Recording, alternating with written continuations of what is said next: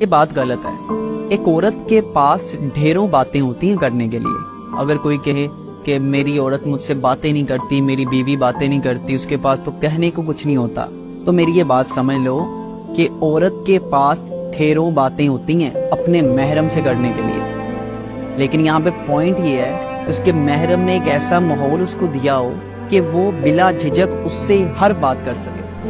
اور یقین مانو، جب آپ کی بیوی آپ سے بلا جھجک ہر بات کر پائے گی نا، تو وہ آپ کو چھوٹی سی چڑیا کے غم بھی آ کے سنائے گی، وہ آپ کو آ کے پھولوں کے رنگوں کے بارے میں تفصیل بھی دے گی۔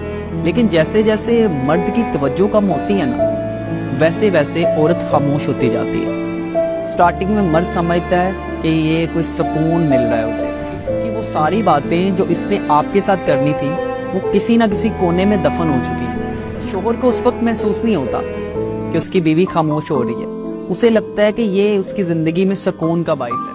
لیکن آہستہ آہستہ مرد کو احساس ہوتا ہے کہ اب اس سے باتیں کرنے والا کوئی موجود نہیں ہے۔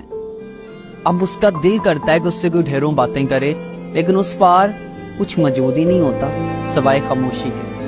اس لیے تو میں کہتا ہوں کہ عورت کی خاموشی کسی بھی مرد کو پاگل کر دیتی ہے۔ اسے بولنے دیں، اسے سننا شروع کریں۔ اس کے پاس بہت باتیں ہیں، اس کی خاموشی تم سہ نہیں پاؤ گے، کیونکہ میری خاموشی میں تمہارا دم گھٹے گا۔